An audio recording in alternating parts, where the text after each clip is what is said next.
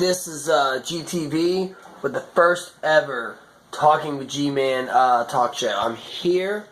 First guest, Brian Ford. What's up, guys? As he would like to be called on my show. Actually, I'm going to scooch a little bit closer to you. Alright, so we're here to talk about Suicide Squad. Yes, the extended cut. The extended cuts trailer just got released today, or the 30-second clip. Yes. You've seen the movie. Yeah. We dropped the claimer on one of the first takes, but we'll just do it anyway. There could potentially be spoiler alerts in this. I've never seen it, but we're going to talk about the extended cut. What do you think? Do you think it's going to do better for the movie, or? That's a good question. Obviously, one of the problems with Suicide Squad that I had and quite a few other people had was that there wasn't enough footage of the Joker. Right. That's what I've heard was initially the worst part of the movie, is the fact that Jared Leto's did such a good job. Yeah, and he didn't get any credit for his movie. Yeah, well, all his footage got cut out. There was about 20 minutes of footage with Jared Leto, and even it caught him off guard. He had some Twitter posts about he was unhappy with the movie. Basically, he's like, "This is BS." You know, I shot more scenes. It caught him off guard, but the extended cut's supposed to add more footage of the Joker. We'll probably that's what I mainly heard that was taken out of the movie was the fact that the Joker was mostly the uncut footage. What else do you think could be potentially in this extended cut of the movie? I think obviously the teaser showed Harley Quinn as her. I forget the name, as a doctor before she becomes Harley Quinn. Oh, okay. There's a lot more footage of her. So I think it's obvious that we'll be seeing more of that, maybe a better development of how she became Harley Quinn.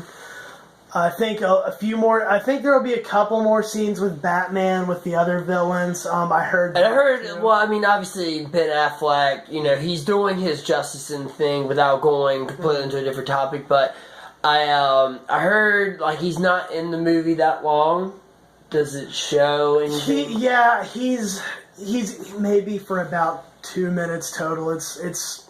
I'm not going to spoil it, but it's him making a cameo. More so. Him obviously, but you guys probably knew he was obviously going to be in Suicide Squad because he is Batman now in this current generation. We've got Harley Quinn and the Joker. They had to include Batman. So while we're talking about this whole comic book thing, let's talk about also today Wolverine 3. That'll be the only time you hear titled Logan. Called Logan. Mm-hmm. Let's talk about that. So it's about old man Logan. He's about to cue up the picture. In case you guys haven't seen it, it is Hugh Jackman's last Wolverine movie. That is crazy because I looked the other day. 16 years of him being Wolverine. Yeah, that's most of his performances done well, even including the X-Men Origins Wolverine movie that people hated. Hugh Jackman has never done a shitty job at Wolverine. What do you think this movie is going to entail? I think that this movie we're going to... obviously, there's a girl holding his hand on the poster, and my phone's not loading for me. So you might not get to see it. We'll get it in a second. Okay. But it's a picture of him with his claws down, and there's it appears to be a little girl's arm holding on to his hand. Right. So the implication, I think, that a lot of people would probably agree is that it looks like it could be his daughter, possibly. Okay. So that was pretty, that's crazy. And I think it comes out in, the first quarter? We'll use video game terms. Comes the first quarter of 2017. And I've got the photo. Okay, we have the actual photo. Let's zoom in on this. Yeah, so that's the poster. And it's cut off on this version, but basically it says Logan at the bottom. Yeah, it's his claws, and he's holding this girl's hand in the photo. So we potentially think that it is his daughter, which I also agree with.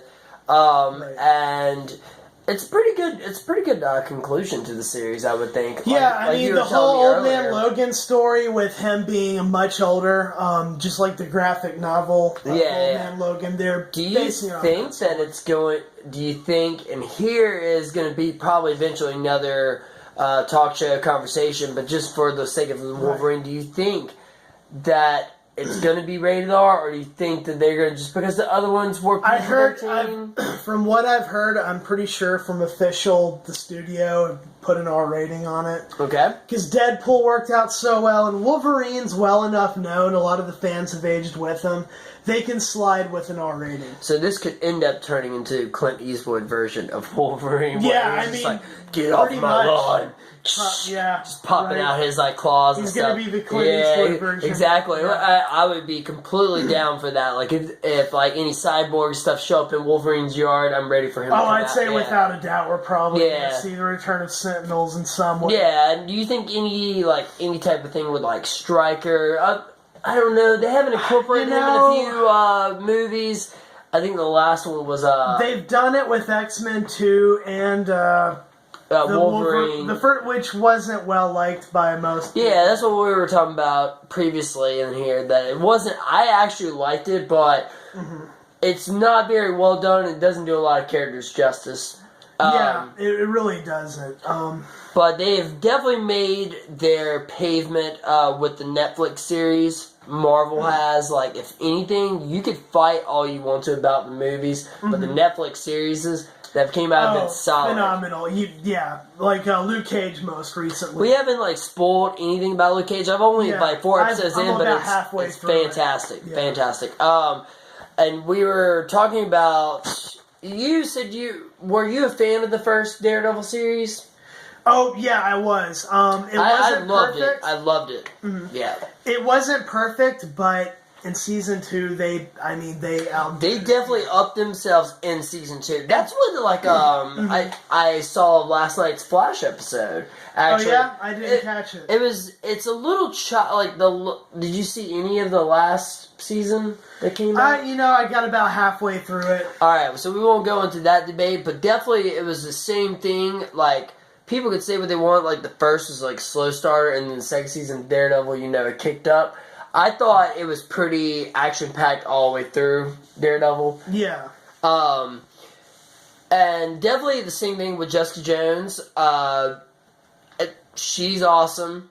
David Tennant. Oh, yeah. For all you Doctor Who fans, is amazing. As the Purple Man and Jessica I like Jones. what they're doing, because they're adding all these people that were in these quote-unquote fangirl shows, but shows that me and you both like as well, Doctor Who and stuff, Sherlock, Benedict Cumberbatch being in Doctor Strange. Yeah, they're adding people that everybody likes, and it's actually probably a coming-of-age thing too, because all these Robert Downey Jr. is probably he's going off that for a while, and now they're trying to slide in new people.